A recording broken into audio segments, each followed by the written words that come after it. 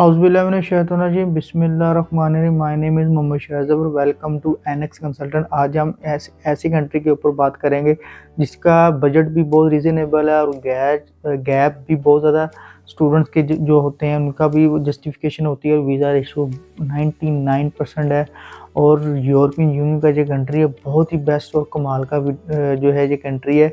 मेरी वीडियो के साथ जुड़े रहिएगा, इंशाल्लाह आपको बहुत ज़्यादा बेनिफिट होगा। यूरोपियन साइप्रस ईस्ट मेडिटेरियन में ये लोकेटेड है और ये आइलैंड है, बहुत ही खूबसूरत आइलैंड है। इसके बेसिकली दो हिस्से हैं, एक टर्की के अंडर आता है जिसे नॉर्थ साइप्रस कहते हैं और हम डिस्कस करेंगे यूरोपियन साइप्रस के ऊपर।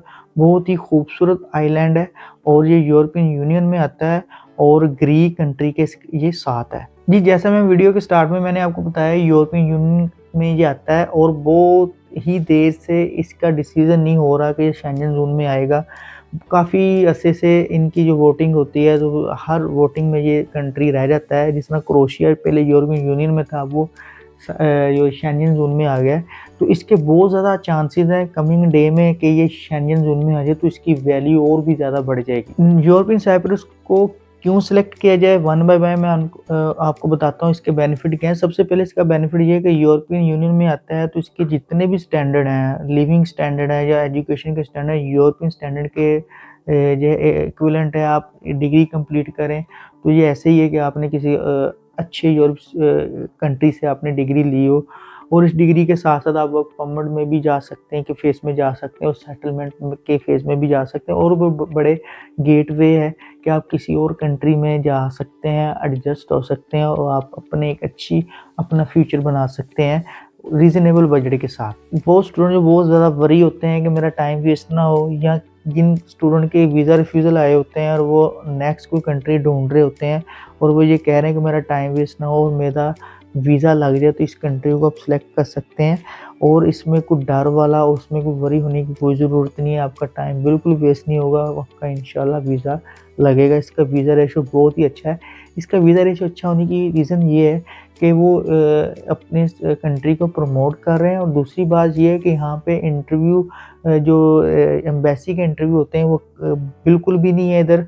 आप जस्ट आपने एप्लीकेशन फाइल करनी और आपका वीज़ा लग जाएगा। रीज़नेबल बजट है जी। आप अपना जो है रीज़नेबल बजट जितने भी कंट्री आप देख लें, आपका जो है यूके है, ऑस्ट्रेलिया है, कनाडा है और यूएसए है, इनसे बहुत ही कम बजट है। वो स्टूडेंट जिनका बजट बहुत कम है और वो लॉस बर्दाश्त नहीं करना चाह रहे मज़ीद, तो आप इस कंट्री को सिलेक्ट कर सकते हैं और मिनिमम बजट के साथ एक अच्छे कंट्री में जा सकते हैं, यूरोपियन स्टैंडर्ड वाले कंट्री में जा सकते हैं और अपनी एजुकेशन को कंटिन्यू कर सकते हैं, अपना फ्यूचर बना सकते हैं। इसकी जो बेस्ट बात ये है कि इसकी जो करेंसी है वो यूरो में है और बहुत ही बेस्ट है। वो स्टूडेंट जो वहाँ पे जा रहे हैं उसकी करेंसी यूरो है, वहाँ पे जो अर्न करेंगे ज़ाहिर बात है उनकी सैलरी भी यूरो में मिलेगी, उनकी हैंडसम इनकम हो जाती है, अपने लिविंग ईज़िली कर सकते हैं और अपना एक जो है लिविंग जो है ट्यूशन फ़ीस को भी ईज़िली कवर अप कर सकते हैं। जी, यूरोप में जब हमेशा से एक मसला रहा है, यूरोपियन यूनियन की बात कर लें या शेंजन ज़ोन की बात करें, वहाँ पे लैंग्वेज लिमिटेशन बहुत ज़्यादा होती है। तो इस कंट्री की लैंग्वेज जो है ग्रीक, मगर इसमें बेस्ट जो चीज़ ये है कि ये लिटरेसी रेट इसका बहुत अच्छा है। लोग पढ़े लिखे हैं और इंग्लिश को जानते हैं, समझते हैं। और दूसरी बात ये है कि इसमें जो है इंग्लिश को एज़ अ सेकंड लैंग्वेज भी यूज़ किया जाता है। ईज़िली आप अपनी लाइफ़स्टाइल को वहाँ पे गुज़ार सकते हैं, लैंग्वेज को समझ सकते हैं। वो दूसरे वहाँ पे जो रहने वाले हैं, तो आपको इतना जो है डिफ़िकल्टी फेस नहीं होगी। आप अपनी ईज़िली अपनी लाइफ़ को गुज़ार सकते हैं उधर। जी, एडमिशन रिक्वायरमेंट की बात करें, इसकी एडमिशन रिक्वायरमेंट बिल्कुल स्मूथ है, बहुत सी ईज़ी है, इसमें कोई जो है कम्प्लेक्सिटी नहीं है। इसमें सबसे पहले ये है कि आपका जो इंटरमीडिएट में 50% मार्क्स होने चाहिए अगर आपने डिप्लोमा या बैचलर्स में जाना है। सिंपल फार्मूला है, इंटर में 50% मार्क्स हैं। गैप आप जितना मर्ज़ी गैप इसमें हो। वो स्टूडेंट जिन्होंने अपनी स्टडी करना चाह रहे होते हैं और वो अपनी मजबूरियों डिफरेंट कंडीशन की वजह से स्टडी को कंप्लीट नहीं कर पा रहे, तो अपना इस कंट्री में एडमिशन ले सकते हैं और गैप का कोई सिनेरियो नहीं। वीज़ा रेशियो भी ओके है। 5 to 10 ईयर का गैप भी यहाँ पे एक्सेप्टेबल है आफ्टर इंटरमीडिएट। इसके साथ साथ अगर आप बैचलर्स में कंप्लीट किए, अगर आप मास्टर्स में जाना चाह रहे हैं तो मास्टर में जाने के लिए फिर भी हमें इंटरमीडिएट का 50% लाजमी हमने देखना है और बैचलर्स के मार्क्स भी 50% मिनिमम होने चाहिए। दूसरी बात, ऑफर लेटर आपका जो है 1 वीक के अंदर आ जाता है। बहुत सारे इंस्टीट्यूट ऐसे हैं जो 1 डे में भी आपको ऑफर लेटर प्रोवाइड कर सकते हैं, 1 to 2 डे में। तो बहुत फास्ट ये ऑप्शन है। लैंग्वेज रिक्वायरमेंट की बात करें, यूरोपियन साइप्रस में हमें जो IELTS है मिनिमम 5.5 बैंड रिक्वायर्ड होते हैं। कुछ इंस्टीट्यूट में 5 बैंड भी रिक्वायर्ड होते हैं और मास्टर्स के लिए 5.5 बैंड रिक्वायर्ड है। अगर आपने पीटी किया 58 मार्क्स आपको रिक्वायर्ड है। और यहाँ पे इंटरनल टेस्ट जो है पासवर्ड टेस्ट होता है ऑनलाइन। ये बहुत इजी टेस्ट होता है, स्टूडेंट थोड़ी सी इसकी तैयारी करें, इजीली पास कर सकते हैं। बहुत सारे इंस्टीट्यूट हैं साइप्रस के ये टेस्ट जो है एक्सेप्ट करते हैं, तो ये इतनी परेशानी वाली बात नहीं। अगर आपने ओ लेवल्स किया हुआ है, ओ लेवल में अगर डी ग्रेड वाला इंग्लिश सब्जेक्ट में पास है तो फिर भी आपको टेस्ट करने की ज़रूरत नहीं है। अदर कंट्रीज़ में आपको पता है ABC में से ग्रेड होना चाहिए। अगर आपको IELTS से बचना होता है, इंग्लिश लैंग्वेज से बचना होता है, तो आपको ABC ग्रेड का आपका इंग्लिश सब्जेक्ट ओ लेवल में पास होना चाहिए। इधर यहाँ पे मिनिमम जो है डी ग्रेड से अगर पास है तो आपको IELTS की ज़रूरत नहीं है, लैंग्वेज टेस्ट करने की कोई ज़रूरत नहीं है। Document required for the admission, simple से डॉक्यूमेंटेशन वहाँ पे रिक्वायर्ड होती है। सबसे पहले आपको पासपोर्ट जो मिनिमम 2 ईयर का वैलिड होना चाहिए, ये एक इसका छोटा सा रूल है। दूसरा इसमें मैट्रिक इंटरमीडिएट के मैट्रिक चाहिए, इंटरमीडिएट चाहिए बैचलर्स के लिए। अगर आपने मास्टर में जाना तो ज़ाहिर बात है आपको बैचलर्स के डॉक्यूमेंट चाहिए होंगे। इसके साथ रेफरेंस लेटर जो है आपको चाहिए होते हैं और एक्सपीरियंस लेटर भी रिक्वायर्ड होता है अगर आपका कोई गैप है। तो अपने गैप को फुलफ़िल करने के लिए ये जस्टिफिकेशन देने के आपको एक्सपीरियंस लेटर रिक्वायर्ड है। ये आपके सारे डॉक्यूमेंट आपने डॉक्यूमेंट हमें प्रोवाइड करने हैं, हम आपका जो है एडमिशन प्रोसीड करवा सकते हैं। बहुत ही इंपॉर्टेंट स्टेप है जी वीज़ा डॉक्यूमेंटेशन। वीज़ा डॉक्यूमेंट थोड़ी सी चेंज है अदर कंट्रीज़ के में। जैसे भी आपको पता है यूरोप कंट्री के जब हम नाम सुनते हैं तो आपको डॉक्यूमेंट टेस्ट करवाने पड़ते हैं, तो ऐसे ही सीन इधर भी है।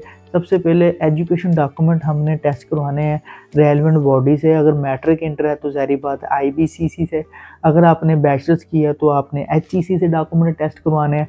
अब ये सारे डॉक्यूमेंट टेस्ट करवा के आपने भेजने हैं जी ministry of foreign affair MUFA से। फिर उसके साथ आपने फिर नेक्स्ट जो प्रोसीजर होता है आपका डॉक्यूमेंट टेस्ट करवाने का, वो है साइप्रस कॉन्सुलेट। ये इन तीनों से टेस्ट डॉक्यूमेंट करवाने हैं। ये आपका यहाँ तक प्रोसीजर ओके है। इसके साथ साथ हमें अदर डॉक्यूमेंटेशन की भी ज़रूरत होती है। सब अदर डॉक्यूमेंटेशन में आपका जो बहुत इंपॉर्टेंट है वो है आपका मेडिकल टेस्ट। अब मेडिकल टेस्ट में जस्ट 3 डिसीज़ेज़ होती हैं।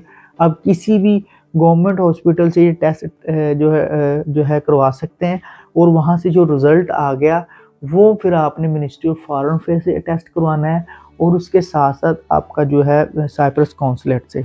अब वो डिसीज़ेज़ कौन से हैं, वो सबसे HIV है और सिफिलिस एक डिजीज़ होता है और चेस्ट एक्सरे करवाना। तो जिस सिंपल ये 3 टेस्ट हैं, ये आपने जो उसकी रिपोर्ट है जो रेलेवेंट बॉडी से टेस्ट करवा के आपने डॉक्यूमेंटेशन कंप्लीट हो जाएगी।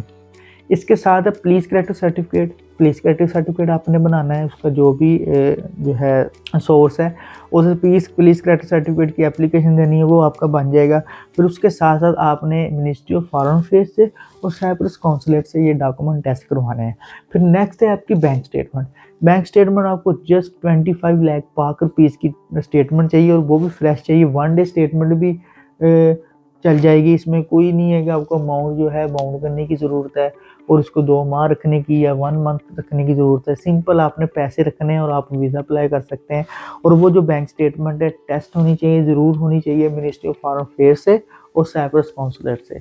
ये सारे डॉक्यूमेंट आपने इकट्ठे टेस्ट करवा के तो आपने वीज़ा अप्लाई कर देना है और आपका वीज़ा जो है आ जाएगा। ट्यूशन फ़ीस की बात करें तो ट्यूशन फ़ीस डिपेंड कर रही होती है 5000 यूरो से लेकर 9000 यूरो तक मोस्टली इंस्टीट्यूट की फ़ीस है। बहुत सारे इंस्टीट्यूट कॉलेजेस होते हैं जिनकी फ़ीस थोड़ी सी कम होती है। यूनिवर्सिटी अगर में जाना चाह रहे हैं उनकी फ़ीस थोड़ी सी ज़्यादा होती है।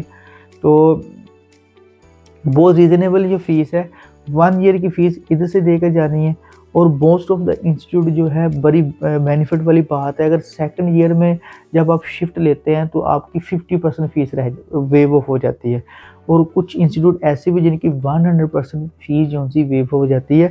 साइप्रस यूरोपियन साइप्रस ये बहुत बड़ा बेनिफिट है स्टूडेंट्स के लिए, आपको फ़ीस को अरेंज करना कोई इतना टफ नहीं होता। ये बहुत बेस्ट डेस्टिनेशन है उन स्टूडेंट्स के लिए जिनका बजट कम है, रीज़नेबल बजट है और अपने जो है इतना ज़्यादा बजट अदर कंट्रीज़ का होता है जिसमें 40 से 50 लाख का बजट होता है, उससे ये कम ही है, बल्कि हाफ़ ही लगा लें। अगर आपके पास 20 से 25 लाख पाक रुपीज़ पाकिस्तानी है तो आप इस बजट में अपनी जो है यूरोपियन स्टैंडर्ड की डिग्री ले सकते हैं, अच्छी डिग्री ले सकते हैं।